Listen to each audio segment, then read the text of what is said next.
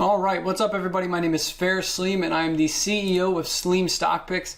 Today I'm going to talk a little bit about what you need to get started day trading. Okay, so I'm going to cut the bull crap and just get right to it. And I'm going to tell you the 6 top things that you need to start day trading, and I'm going to give you my personal opinion on each. Now remember, there'll probably be comments on this video at some point saying, oh, that broker sucks, or this charting platform sucks, but it doesn't matter. This is all my opinion and what I've learned through experience. So, it's a beautiful thing that you can actually learn from my experiences without going through them, because some of them were good, but a lot of them were bad. Okay, so I'm going to go over brokers, different platforms, how much money you need to get started, what kind of mentality you should have going into things, a different strategy that you need to use, kind of an edge that you can get, and then of course the community, that people that you surround yourself with, that you trade with, because like any job, you thrive in a community. So I'll talk a little bit to that and what exactly you should be doing. But let's get started. So your online brokerage,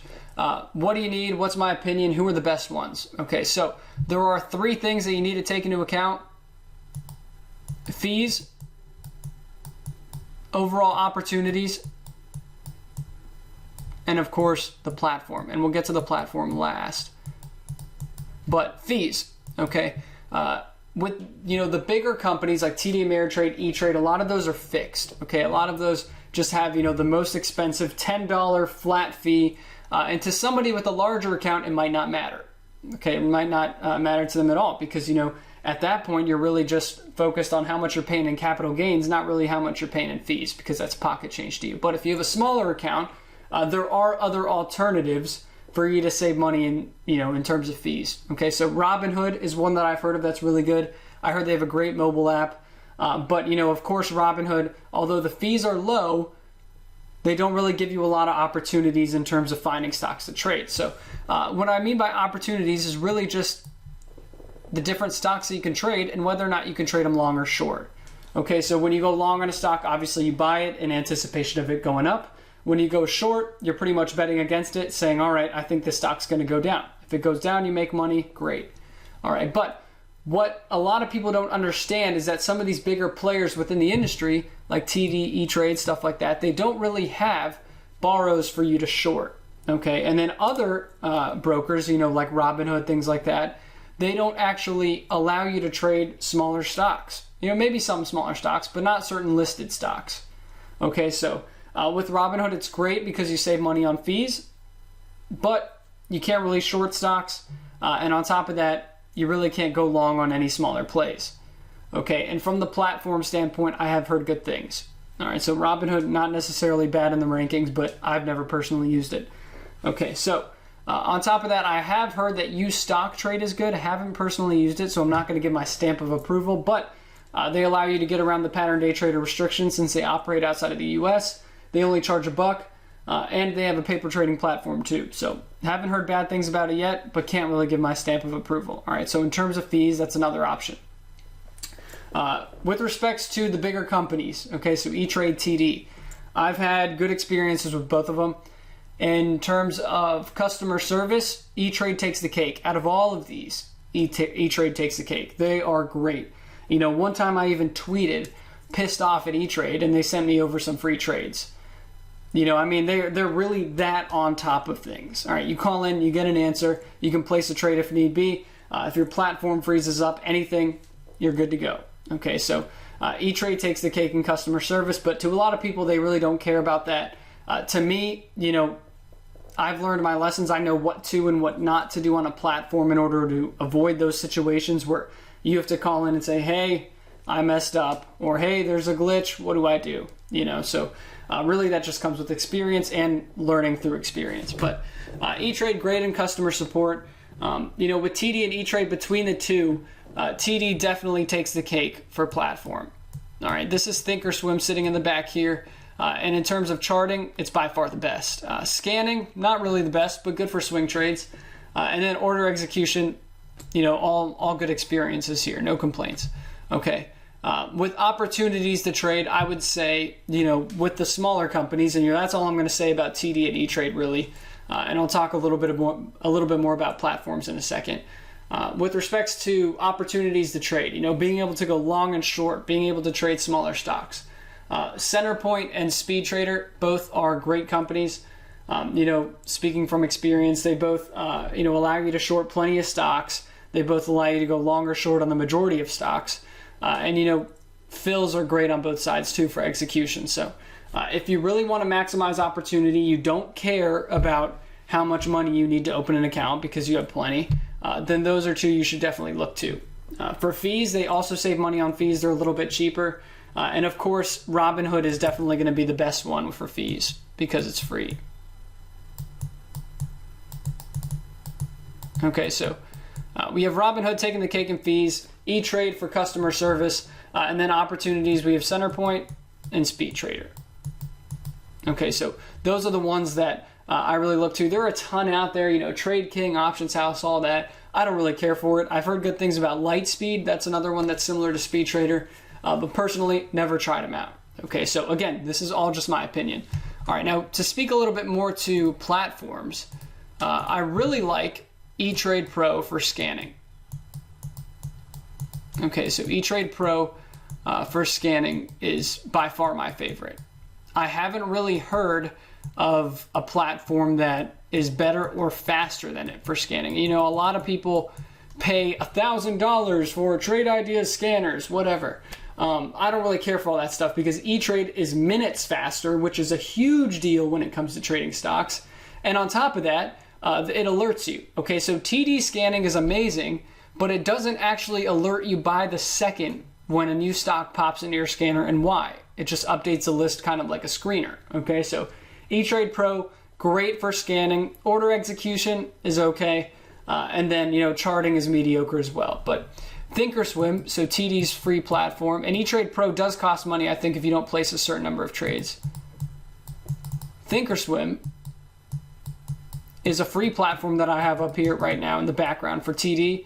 It's what I do all my charting on. It has the most indicators and overlays. It has everything. I mean, it is the most complicated platform, and I think they paid hundreds of millions of dollars for it. So if you are, a technical trader, and that's what you trade based off of, which you should be, then TD Thinkorswim is great. However, Speed Trader, Centerpoint, all of those, they all have their individual platforms for technical trading, and a lot of people like to keep it simple. So if you're not a super advanced technical trader, then your broker already might do just fine. Okay, their platform might do just fine. And in terms of execution, any broker with hotkeys, any platform with hotkeys will do. All right, so Thinkorswim I think has hotkeys. Speed Trader I know has hotkeys, and the list just goes on and on. Multiple online brokerages are incorporating them as we go. And hotkeys are becoming more and more popular. Only bad part is, you can accidentally buy 10,000 shares instead of 1,000. You can accidentally short instead of go long if you got fat fingers. So hotkeys could fire back at you, but still a very beneficial tool. So I always take into account those three categories when I'm talking about platforms, and when I'm speaking to an individual trader and they say, hey, what platform do I use? I say, well, are you more a technical trader or fundamental? Do you scan? If so, do you need those real-time second-by-second alerts? And if so, go to E-Trade Pro. Okay, so all of these three are great platforms, and personally, I use Thinkorswim the most, so I'm the biggest advocate for that. All right. So after you've chosen your online brokerage account, you've opened it up, you got your platforms ready, you got the gunpowder, you're ready to start firing off some shots in the stock trading world. The next thing you need to do, obviously, is fund your account. Okay, so let's talk a little bit about how much you need. And this is the big question, and I can't stress this enough.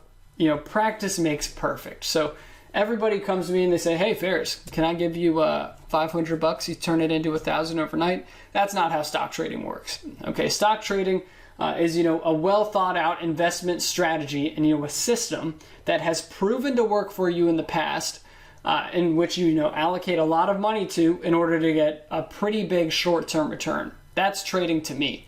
To some people, it's, hey, let's see if this is a nice lottery ticket that I can double my money with in a day or two. All right, but personally, I'm not one of those people. I like setting up a risk to reward. I like having a strategy, having a reason behind why I place the trades that I place. And we'll get to this later, but if you're in a community or you have a mentor or somebody's teaching you about stocks and you're learning, and they don't give you a reason behind why they entered a stock, chances are you're in the wrong community. So before you even start trading, and you're selecting your community and you're getting an education and you're proving your system and that it works, you need to paper trade. All right, you need to paper trade. So before you even think about funding your account, I highly recommend paper trading, because everybody out there, including myself, has blown up an account before. And paper trading, for those of you that don't know, is just fake trading, pretty much writing it down on paper. There are plenty of free simulators out there. If you're paying for one, don't. Stop it, cancel it right now. There are free ones out there. And tracking your trades really, I think, is one of the most important parts about trading. So a lot of times, if I'm unsure about something, if I'm uncertain about the probability of this new strategy that I'm trying out as to whether or not it'll work out, I'll paper trade. It's not a big deal. The opportunity cost of missing out on a few percentage points on some stock really does not outweigh the experience and the learning experience that you'll get from paper trading. So first things first, practice makes perfect.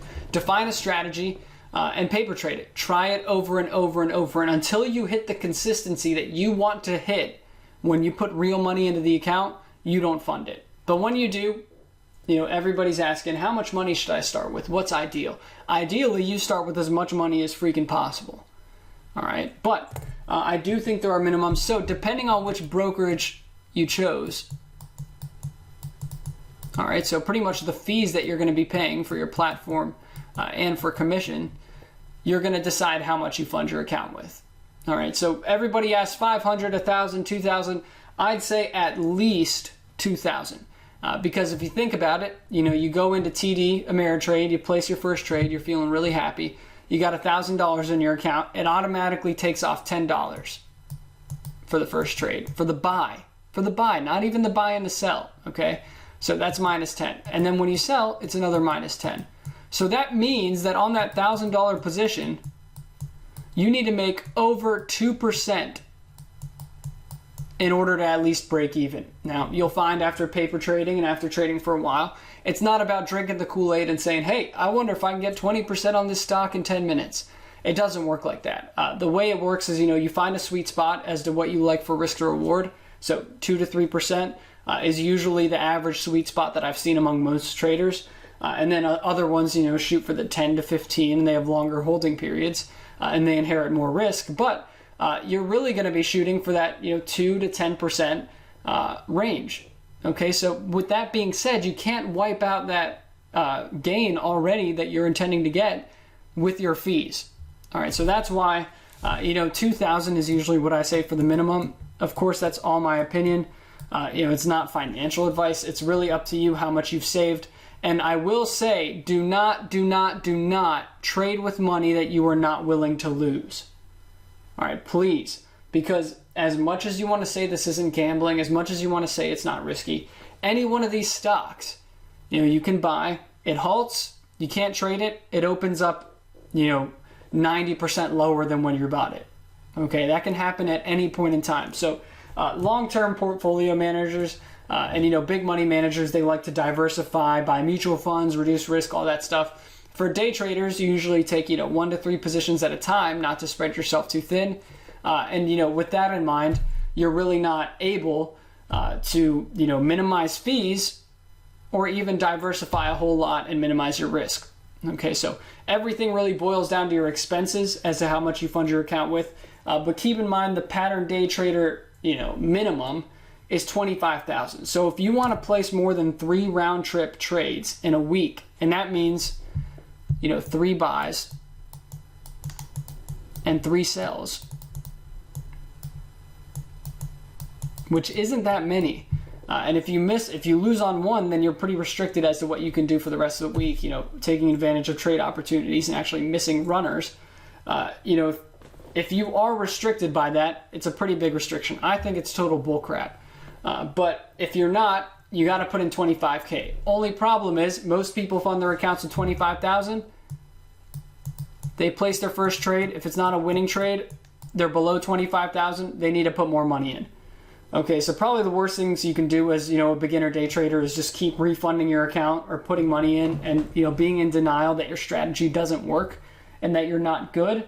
But what I like to do is, give myself a cushion. So if there's any type of restriction, it's the same thing as a checking account, right? To avoid overdraft, you give yourself a little bit of a cushion, right? So in order to do that with your brokerage account, try and give yourself, $1,000 to $2,000 of a cushion if you're going to go for the pattern day trader rule of having a minimum of 25,000. All right, so far we've established that you need to choose your online brokerage. You need to choose a platform that, sometimes those decisions can be intertwined a little bit. And then you need to also fund your account with a certain amount of cash in order to trade the stocks that you want to trade. Okay, so after you've decided all of that, the next thing I want to talk about is your mentality. Okay, so a lot of people, and I can do a whole webinar on this for 10 hours.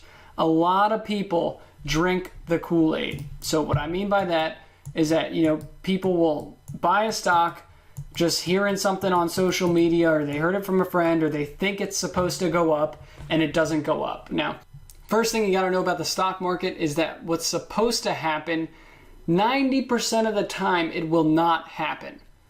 Okay, so what I mean by that is, you're expecting the markets to trend higher, so you buy, the S&P, some kind of index fund, all right? Or you buy the SPY itself, or call options, whatever, all right? But it doesn't trend higher, you blow up your account, you blow up that position, you take a bigger loss than expected, whatever.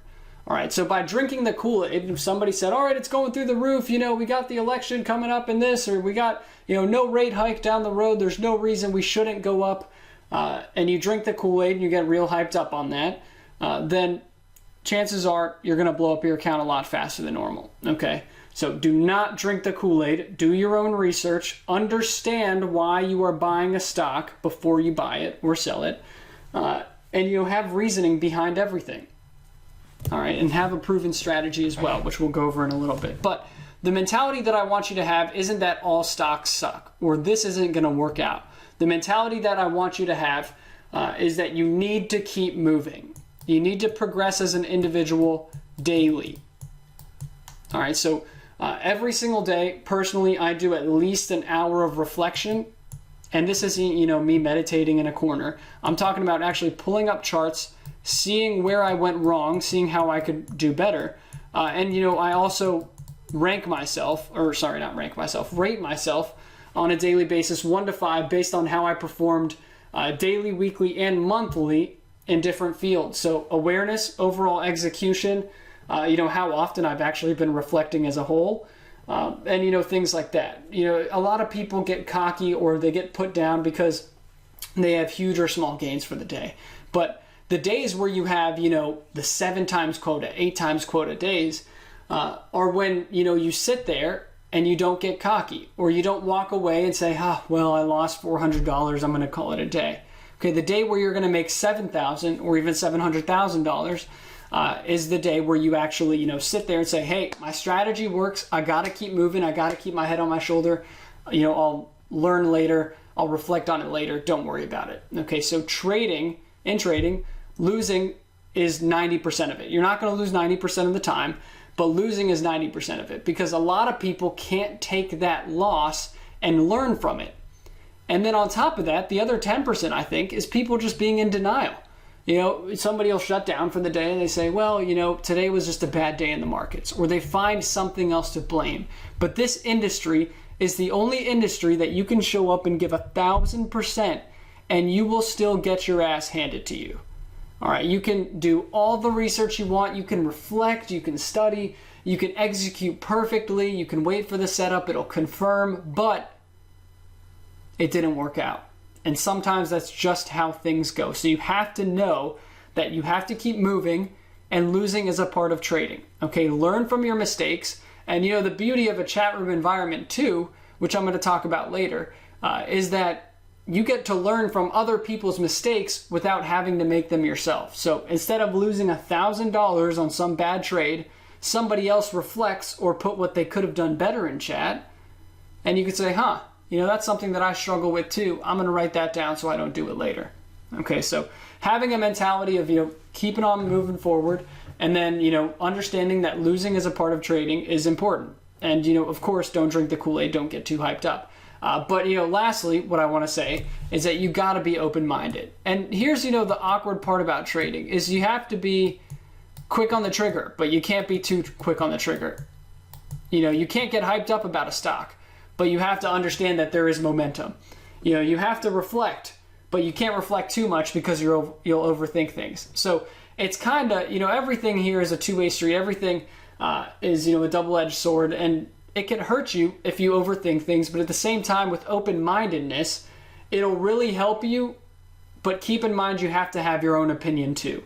All right, a lot of chat rooms, a lot of people out there will, you'll go in there and you'll say something, say, hey, I think this stock's going up. All right, there are two kinds of environments. One, they'll shoot you down and say, get the hell out of here. It's obviously not going up. We're all shorting the stock. The other one, they'll say, hey, you know what? We'll take that into account. Tell me why. Maybe we'll debate it and we'll learn from it. Okay, so being open-minded and being able to accept other people's opinions, not necessarily accept them as being true, but see where they're coming from and ask questions, will go a long way in developing as a trader. Because again, you don't have to make the mistakes that other people make.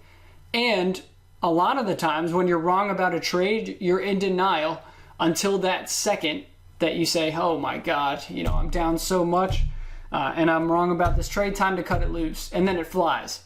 So somebody out there might say, hey, I think it's going to bounce off of this moving average before it actually goes higher. So you might want to wait for a better entry point. And you say, you know what? You're right. I'm not going to enter this stock. Because you were open-minded, it didn't change your opinion about the stock going up. It just changed the time frame. Okay, so a quick review of what kind of mentality you should have. Don't get hyped up too much. Don't drink the Kool-Aid. All right, do your own analysis. Keep on moving and accept that losses are a part of trading, but do not be in denial that your strategy doesn't work. Okay, and of course, last but not least, be open-minded. Listen to other people's opinions. Sometimes they have something better to say than you do, or they might even just have more experience. And if they don't, cool. That doesn't mean you can't learn from them. Okay, next thing, having a strategy.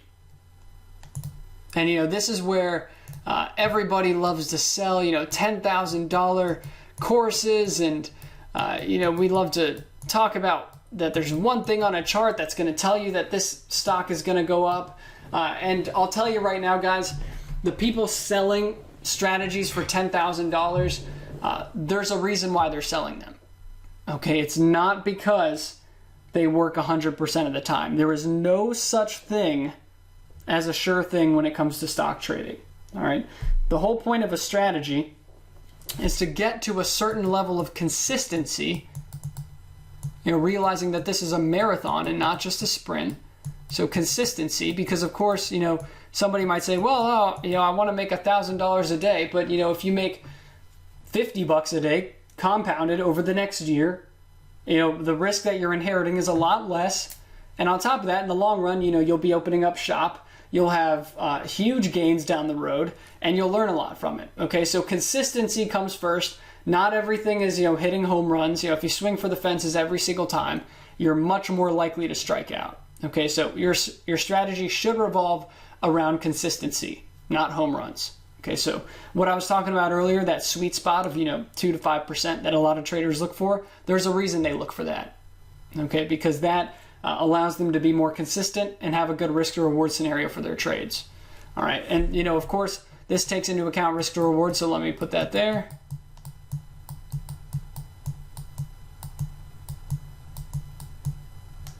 On top of that, you need to find what you're good at trading. Okay, when you're developing your strategy, I've seen a lot of people, and I have developed my own strategies over the years that work for ETFs, the markets themselves, the S&P, oil, gold, penny stocks, mid caps, large caps, options, whatever. I have strategies individually for each little classification, right? And a lot of the technical indicators apply to everything. But this is the thing. I'm much better at, shorting stocks, especially shorting smaller stocks. I'm really good at momentum trading. I'm good at ETF trading, and I'm not just trying to sound like a douche here. I'm just speaking from experience. And then, what I'm bad at, I'm not the best swing trader. I'm not necessarily bad at it, but I'm not very good. my execution gets sloppy. I start jumping the gun and getting way too hyped up and saying, well, I know this stock's going to go up for the next day, so I'm just going to enter now. And then my risk to reward gets, blown away. All right. I'm, not good at spotting the highs and the lows on an intraday chart. I really don't focus on that. All right. So my strategy is geared towards smaller gains, not necessarily dollar-wise, but percentage-wise, on more liquid stocks, because that fits my investment objective. So you have to take into account your risk tolerance, what you're good at trading, and how much consistency you think you're going to get with that strategy. Okay, now, finding what you're good at trading isn't always easy, but I'll tell you that the majority of traders out there, right, either only stick to options and larger plays, from what I've seen. They only stick to shorting big stocks and trading ETFs, leveraged ETFs, or they only, play penny stocks. Okay, so a lot of the consistently profitable, successful traders that I've made in the past are flexible. You got to be flexible, you got to be nimble, you got to be able to trade different things. Okay, and that's where opening up, a certain account with a certain broker comes into play. That if you want to expand your level of opportunity and you want to be able to trade everything out there because your strategy needs you to, then you got to open up an account with a different broker. Okay, so. Those are the things that you need to take into account. I could walk you through all of, my risk to reward, my, niche, my consistency, things like that. But it really doesn't matter because it doesn't pertain to you. Okay, so this isn't some video where I talk for hours about my trading strategy. This is how you should establish your own strategy. And it sucks that, I'm not going through every single step of mine, but, my strategy has been developed over years, as has every successful trader's. And I'm not going to sell it to you for $10,000. You come in the chat room, I'll teach it to you over time. And all you see all the time, what really sucks about this is that everybody tweets and puts on Facebook and they get so many retweets for it. Trading is about finding what works for you. And it's about establishing your own strategy. And then they'll post up videos and tweets, and none of them are even relevant to a proven strategy that works. Okay, so that's kind of, a crappy scenario, because you say, where do I start? Well, I'll help you guys real quick, just a brief, list. Find the technical indicators that work for you. Find what kind of, if you like day trading or swing trading.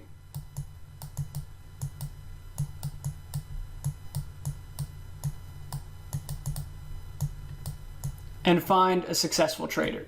Okay, I'm not saying you need a mentor. I'm not saying you need to just learn from one specific website or one specific chat room, but it's easiest to learn from other people's experience because, one of my moderators, he has been trading for 20 years, all right, and he's been in every chat room, he's sat in all these webinars and all these things, and he finally, and he's been a profitable trader for a long time, but he has his own strategy, taking little bits and pieces from other people's. Okay, so there isn't one thing that works, there isn't one secret sauce. But by asking successful traders as to what they are doing right and what technical indicators they like and what intended holding periods they have and what they typically scalp, you get a better idea of how you can improve your strategy and start building it. All right, so that is a crucial thing to take into account when you are starting out as a day trader. All right, so next thing, your community. And this is the last thing I'm going to talk about here. Your community is crucial.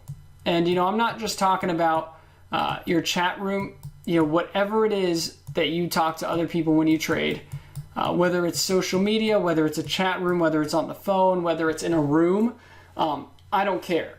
But the important thing is that you surround yourself with people that you aspire to be like or to be.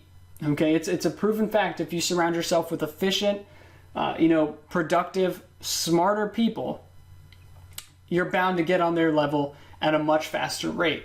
Okay, it's the same thing as, if you're playing basketball with a horrible team every week, yeah, you'll feel like a superstar. You'll feel on top of the world. You'll get your ego stroked left and right. Okay, but if you're playing with a really good team, it might suck. You might feel dumb.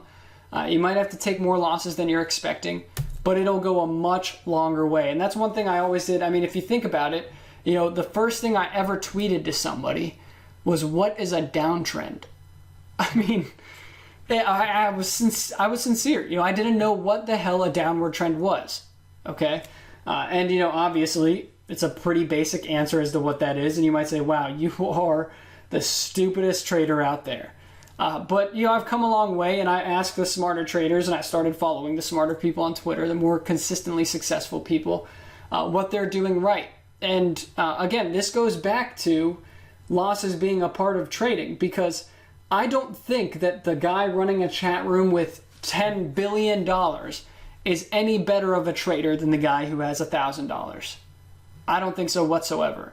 I think everybody needs to prove themselves, earn the respect that they get, and that, selling a couple software things for trading simulators and selling courses and this and that doesn't really make you a good trader. What makes you a good trader is your consistency, your ability to stay alive in these crazy markets, and your ability to say, hey, that trade isn't for me, that's not a good setup, I'm going to wait for the next one. All right, so when you're in a community, if they're just buying any stock that moves, or if they're alerting a stock and you don't know why, all right, the big thing here is the why. Putting how smart they are aside, or how much money they have, whatever. If you don't know why you're entering a stock, or why you're even analyzing it, or why you think it's going to go up, then they're probably pumping stocks. If they say, hey, this is at support and I'm buying it and it should go up, that's great, but make sure you do your own analysis, like I was saying earlier, and prove what they are saying. Prove it to be true. Make sure that you understand why those SMAs are crossing and why you're getting the buy signal, opposed to just buying because there's liquidity and because the stock is up for the day. Okay, so you got to ask yourself why. And if you're ever in a chat room and they can't explain it and give you a visual and walk you through the process as to why they bought, and it doesn't have to be on the spot, you can ask them hindsight, then you shouldn't be there. Okay, so the why is huge, because that's going to define your trading strategy and define, how you make money in the future. All right, so your community is crucial. I think that, honestly, 90% of the chat rooms out there are just people with their own agenda, people trying to pump stocks. I really don't think that they have proven strategies that work. A lot of times they'll alert a stock and it'll just start taking off, or it'll just start moving as soon as they alert it. Chances are they're pumping it up. Okay, so, and I'm not just talking about this to spot pumpers or spot fake people. Community I also think is important because it helps you find your niche. I don't care whose chat room you're in, I would still love to bounce trade ideas off of you. I would still love to learn from your experiences, learn from your strategies and see how it can improve my trading. Okay, so, I'm not going to say, oh, you're in chat room A, I don't like you, because those guys are just, complete jackasses. Okay, what I'm going to tell you is, hey, what have you been trading lately? How can I benefit from it? How can you benefit from my strategy? And really, have you found your niche? Okay, have you found what you're good at trading? Because it doesn't make sense for you to be in an options trading chat room if you trade penny stocks. All right, so your community doesn't define you as a person, just like your profits and losses don't. So, what chat room you're in doesn't really say a lot about who you are, but it says a lot about what you like to trade. Okay, so a lot of people use chat rooms as kind of scanners, putting stocks on your radar because they're quick traders who have very fast reaction time that you may not have, or resources you may not have. All right, so finding your niche is crucial. All right, and that goes back to what we were saying earlier.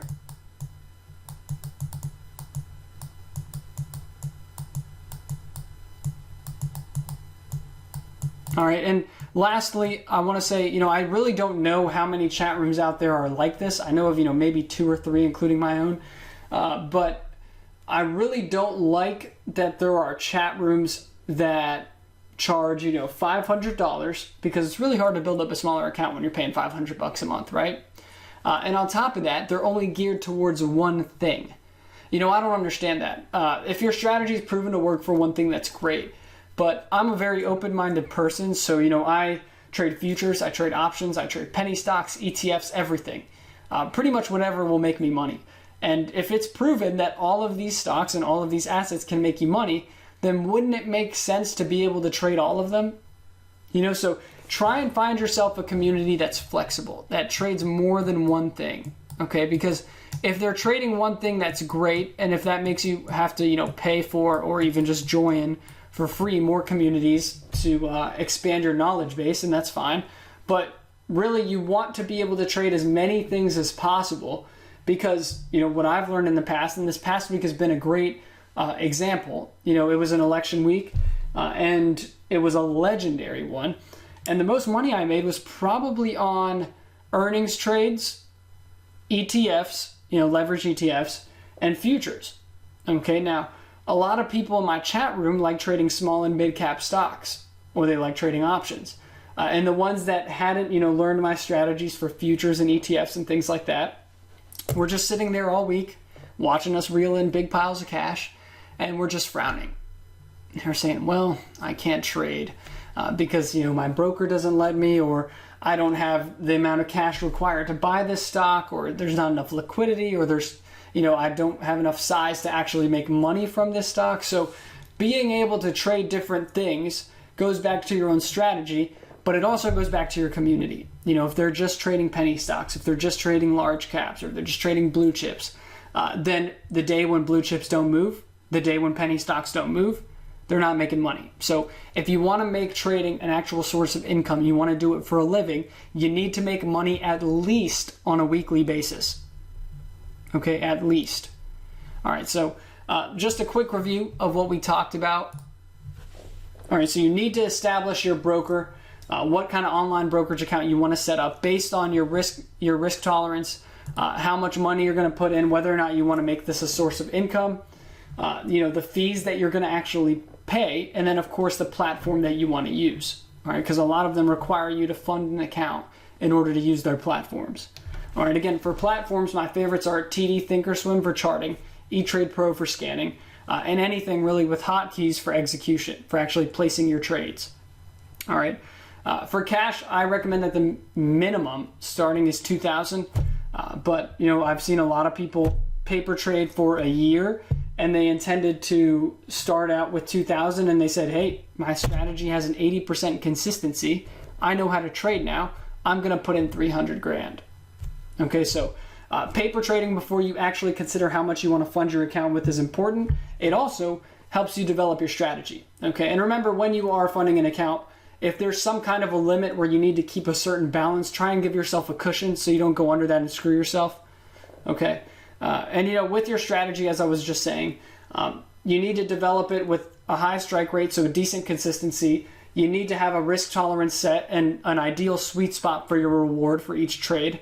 And on top of that, you need to be flexible. You need to be able to trade different things, because what works today is not going to work tomorrow. All right. And then last but not least, your community. Try and avoid pumpers. Try and avoid people that are just trading one thing. And if they are, make sure that they're pretty damn good at it. Okay? And please, please, please do not join a chat room that is negative or closed-minded, which is probably about 50% of them. Okay, so I do think chat rooms are super beneficial. They speed up the process of growing as a trader and becoming a profitable trader, times 1,000. They speed it up so much. All right, but there are a lot of downsides to it. So when you go into that, have the mentality of open-mindedness, understand that losing is a part of trading, and just keep on moving, reflecting, and becoming a better trader on a daily basis. All right, try and set daily, weekly goals in order to make sure that you're consistently improving. All right, and that's really all I have for you guys. If you got any questions about the Sleem Stock Picks membership, my chat room, let me know. If you are in another chat room, or you don't care to, or you have any questions on how you can day trade for a living or start doing it, I will answer any questions you may have. But keep in mind, I am very straightforward. I am realistic, and I will not BS you and tell you that you can turn $1,000 into $100,000 in just 1 week, or see how I made $7,000 in just 10 minutes. None of that. All right, I'm going to be upfront with you. So if you're not willing to get a cold hard slap in the face and face reality, then you can go ask somebody else. But if you do have questions for me, shoot me an email, comment below, contact me on Twitter, whatever it may be, and I'd be happy to help. All right, thanks so much, guys. Have a great day.